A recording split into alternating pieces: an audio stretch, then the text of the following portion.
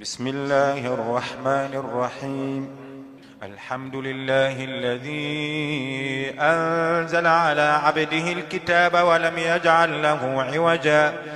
قيما لينذر بأسا شديدا من لدنه ويبشر المؤمنين الذين يعملون الصالحات أن لهم أجرا حسنا ماكثين فيه أبدا وينذر الذين قالوا اتخذ الله ولدا ما لهم به من علم ولا لآبائهم كبرت كلمة تخرج من أفواههم إن يقولون إلا كذبا فلعلك باخع نفسك على آثارهم إن لم يؤمنوا بهذا الحديث أسفا إنا جعلنا ما على الأرض زينة لها لنبلوهم أيهم أحسن عملا وإنا لجاعلون ما عليها صعيدا جرزا أم حسبت أن أصحاب الكهف والرقيم كانوا من آياتنا عجبا إذ أوى الفتية إلى الكهف فقالوا ربنا آتنا من لدنك رحمة وهيئ لنا من أمرنا رشدا فضربنا على آذانهم في الكهف سنين عددا ثم بعثناهم لنعلم أي الحزبين أحصى لما لبثوا أمدا نحن نقص عليك نبأهم بالحق إنهم فتية آمنوا بربهم وزدناهم هدى وربطنا على قلوبهم إذ قاموا فقالوا ربنا رب السماوات والأرض لن ندعو من دونه إلها لقد قلنا إذا شططا هؤلاء قومنا اتخذوا من دونه آلهة لولا يأتون عليهم بسلطان بين فمن أظلم ممن افترى على الله كذبا وإذ اعتزلتموهم وما يعبدون إلا الله فأووا إلى الكهف ينشر لكم ربكم من رحمته ويهيئ لكم من أمركم مرفقا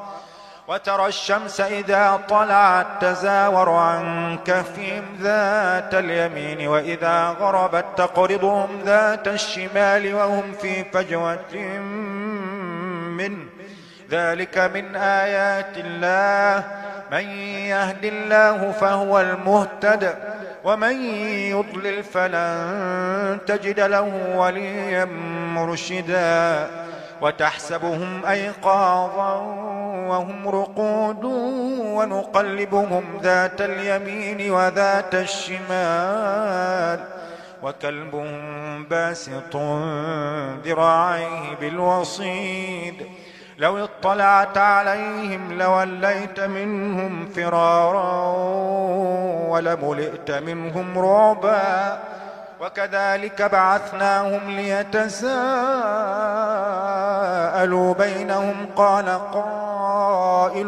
منهم كم لبثتم قالوا لبثنا يوما أو بعض يوم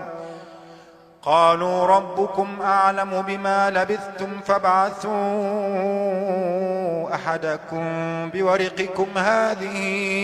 إلى المدينة فلينظر أيها أزكى طعاما فليأتكم برزق منه وليتلطف ولا يشعرن بكم أحدا إنهم إن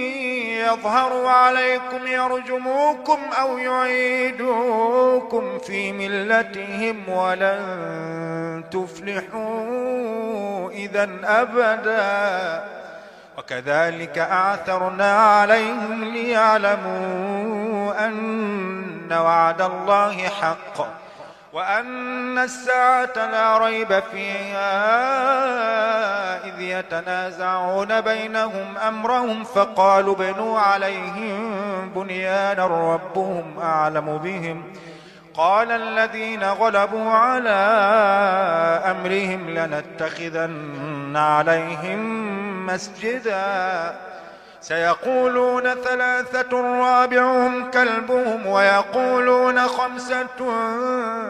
سادسهم كلبهم رجما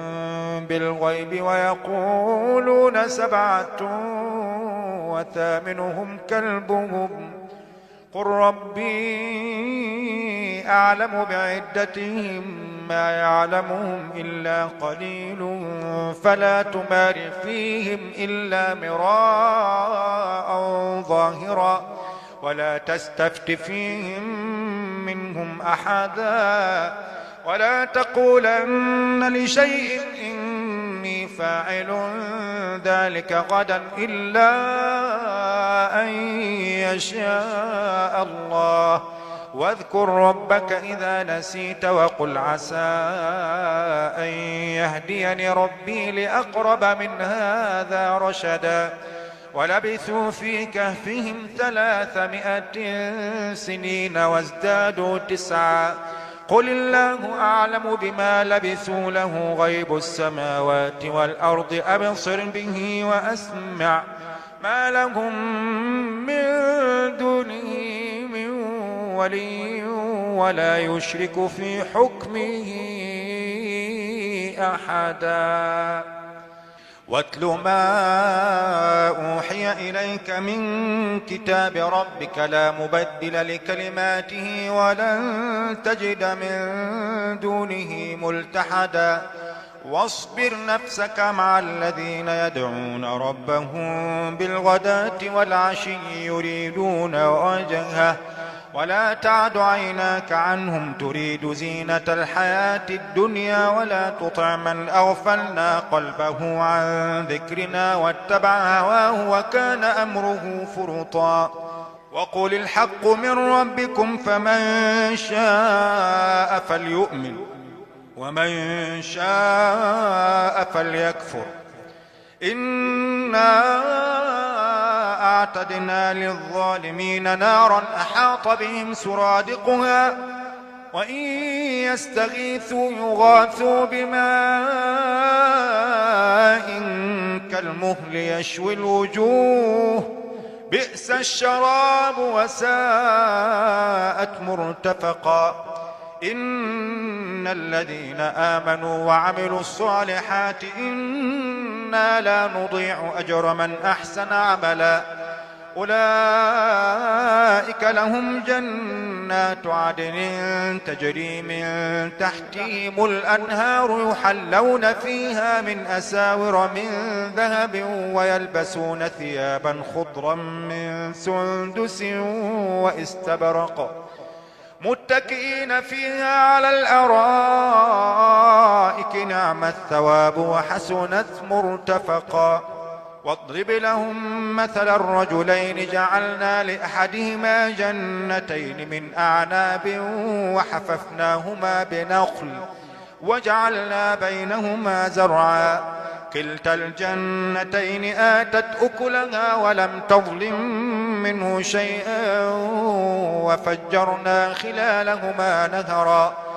وكان له ثمر فقال لصاحبه وهو يحاوره أنا أكثر منك مالا وأعز نفرا ودخل جنته وهو ظالم لنفسه قال ما أظن أن تبيد هذه أبدا وما أظن الساعة قائمة ولئن رددت إلى ربي لأجدن خيرا منها منقلبا قال له صاحبه وهو يحاوره أكفرت بالذي خلقك من تراب ثم من نطفة ثم سواك رجلا لكن هو الله ربي ولا أشرك بربي أحدا ولولا إذ دخلت جنتك قلت ما شاء الله لا قوة إلا بالله إن ترني أنا أقل منك مالا وولدا فعسى ربي أن يؤتيني خيرا من جنتك ويرسل عليها حسبانا من السماء فتصبح صعيدا زلقا أو يصبح ماؤها غورا فلن تستطيع له طلبا وأحيط بثمره فأصبح يقلب كفيه على ما أنفق فيها وهي خاوية على عروشها ويقول يا ليتني لم أشرك بربي أحدا ولم تكن له فئة ينصرونه من دون الله وما كان منتصرا هنالك الولاية لله الحق هو خير ثوابا وخير عقبا واضرب لهم مثل الحياة الدنيا كماء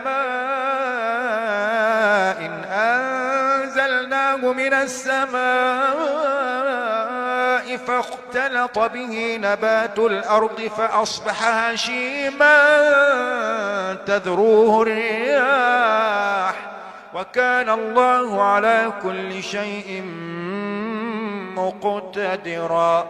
المال والبنون زينة الحياة الدنيا والباقيات الصالحات خير عند ربك ثوابا وخير أملا ويوم نسير الجبال وترى الأرض بارزة وحشرناهم فلم نغادر منهم أحدا وعرضوا على ربك صفا لقد جئتمونا كما خلقناكم أول مرة بل زعمتم أن لن نجعل لكم موعدا ووضع الكتاب فترى المجرمين مشفقين مما فيه ويقولون يا ويلتنا ما لهذا الكتاب لا يغادر صغيرة ولا كبيرة إلا أحصاها ووجدوا ما عملوا حاضرا ولا يظلم ربك أحدا وإذ قلنا للملائكة اسجدوا لآدم فسجدوا إلا إبليس كان من الجن ففسق عن أمر ربه أفتتخذونه وذريته أولياء من دوني وهم لكم عدو بئس للظالمين بدلا ما أشهدتهم خلق السماوات والأرض ولا خلق أنفسهم وما كنت متخذ المضلين عضدا ويوم يقول نادوا شركائي الذين زعمتم فدعوهم فلم يستجيبوا لهم وجعلنا بينهم موبقا ورأى المجرمون النار فظنوا أنهم واقعوها ولم يجدوا عنها مصرفا ولقد صرفنا في هذا القرآن للناس من كل مثل وكان الإنسان أكثر شيء جدلا وما منع الناس أن يؤمنوا إذ جاءهم الهدى ويستغفروا ربهم إلا أن تأتيهم سنة الأولين أو يأتيهم العذاب قبلا وما نرسل المرسلين إلا مبشرين ومنذرين ويجادل الذين كفروا بالباطل ليدحضوا به الحق واتخذوا آياتي وما أنذروا هزوا ومن أظلم ممن ذكر بآيات ربه فأعرض عنها ونسي ما قدمت يداه إنا جعلنا على قلوبهم أكنة أكنة أن يفقهوا وفي آذانهم وقرا وإن تدعوهم إلى الهدى فلن يهتدوا إذن أبدا وربك الغفور ذو الرحمة لو يؤاخذهم بما كسبوا لعجل لهم العذاب بل لهم موعد لن يجدوا من دونه موئلا وتلك القرى أهلكناهم لما ظلموا وجعلنا لمهلكهم موعدا وإذ قال موسى لفتاه لا أبرح حتى أبلغ مجمع البحرين أو أمضي حقبا فلما بلغا مجمع بينهما نسيا حوتهما فاتخذ سبيله في البحر سربا فلما جاوزا قال لفتاه آتنا غداءنا لقد لقينا من سفرنا هذا نصبا قال أرأيت إذ أوينا إلى الصخرة فإني نسيت الحوت وما أنسانيه إلا الشيطان أن أذكره واتخذ سبيله في البحر عجبا قال ذلك ما كنا نبغ فارتدا على آثارهما قصصا فوجدا عبدا من عبادنا آتيناه رحمة من عندنا وعلمناه من لدنا علما قال له موسى هل أتبعك على أن تعلمني مما علمت رشدا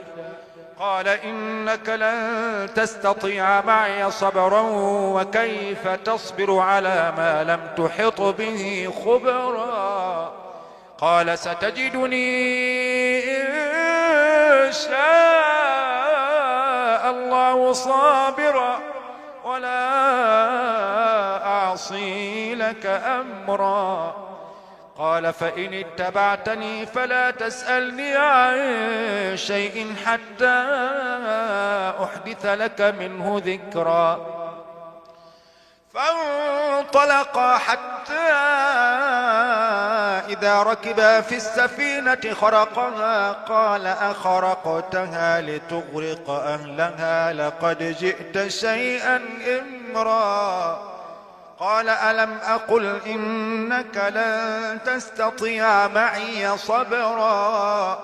قال لا تؤاخذني بما نسيت ولا ترهقني من أمري عسرا فانطلقا حتى إذا لقيا غلاما فقتله قال أقتلت نفسا زكية بغير نفس لقد جئت شيئا نكرا قال ألم أقل لك إنك لن تستطيع معي صبرا قال إن سألتك عن شيء بعدها فلا تصاحبني قد بلغت من لدني عذرا فانطلقا حتى إذا أتيا أهل قرية استطعما أهلها فأبوا أن يضيفوهما فوجدا فيها جدارا يريد أن ينقض فأقامه قال لو شئت لاتخذت عليه أجرا قال هذا فراق بيني وبينك سأنبئك بتأويل ما لم تستطع عليه صبرا أما السفينة فكانت لمساكين يعملون في البحر فأردت أن أعيبها وكان وراءهم ملك يأخذ كل سفينة غصبا. وأما الغلام فكان أبواه مؤمنين فخشينا أن يرهقهما طغيانا وكفرا فأردنا أن يبدلهما ربهما خيرا منه زكاة وأقرب رحما. وأما الجدار فكان لغلامين يتيمين في المدينة وكان تحته كنز لهما وكان أبوهما صالحا فأراد ربك أن يبلغا أشدهما ويستخرجا كنزهما رحمة من ربك وما فعلته عن أمري ذلك تأويل ما لم تسطع عليه صبرا. ويسألونك عن ذي القرنين قل سأتلو عليكم منه ذكرا إنا مكنا له في الأرض وآتيناه من كل شيء سببا فأتبع سببا حتى إذا بلغ مغرب الشمس وجدها تغرب في عين حمئة ووجد عندها قوما قلنا يا ذا القرنين إما أن تعذب وإما أن تتخذ فيهم حسنا قال أما من ظلم فسوف نعذبه ثم يرد إلى ربه فيعذبه عذابا نكرا وأما من آمن وعمل صالحا فله جزاء الحسنى وسنقول له من أمرنا يسرا ثم أتبع سببا حتى إذا بلغ مطلع الشمس وجدها تطلع على قوم لم نجعل لهم من دونها سترا كذلك وقد أحطنا بما لديه خبرا ثم أتبع سببا حتى إذا بلغ بين السدين وجد من دونهما قوما لا يكادون يفقهون قولا قالوا يا ذا القرنين إن يأجوج ومأجوج مفسدون في الأرض فهل نجعل لك خرجا على أن تجعل بيننا وبينهم سدا قال ما مكني فيه ربي خير فأعينوني بقوة أجعل بينكم وبينهم ردما آتوني زبر الحديد حتى إذا ساوى بين الصدفين قال انفخوا حتى إذا جعله نارا قال آتوني أفرغ عليه قطرا فما استطاعوا أن يظهروه وما استطاعوا له نقبا قال هذا رحمة من ربي فإذا جاء وعد ربي جعله دكاء وكان وعد ربي حقا وتركنا بعضهم يومئذ يموج في بعض ونفخ في الصور فجمعناهم جمعا وعرضنا جهنم يومئذ للكافرين عرضا الذين كانت أعينهم في غطاء عن ذكري وكانوا لا يستطيعون سمعا أفحسب الذين كفروا أن يتخذوا عبادي من دوني أولياء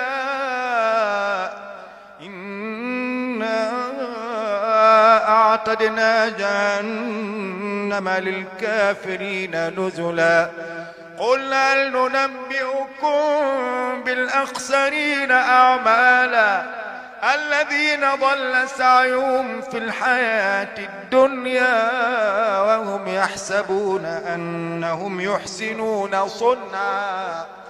أولئك الذين كفروا بآيات ربهم ولقائه فحبطت أعمالهم فلا نقيم لهم يوم القيامة وزنا ذلك جزاؤهم جهنم بما كفروا واتخذوا آياتي ورسلي هزوا إن الذين آمنوا وعملوا الصالحات كانت لهم جنات الفردوس نزلا خالدين فيها لا يبغون عنها حولا قل لو كان البحر مدادا لكلمات ربي لنفد البحر قبل أن تنفد كلمات ربي ولو جئنا بمثله مددا قل إنما أنا بشر مثلكم يوحى إلي أنما إلهكم إله واحد فمن كان يرجو لقاء ربه فليعمل عملا صالحا ولا يشرك بعبادة ربه أحدا.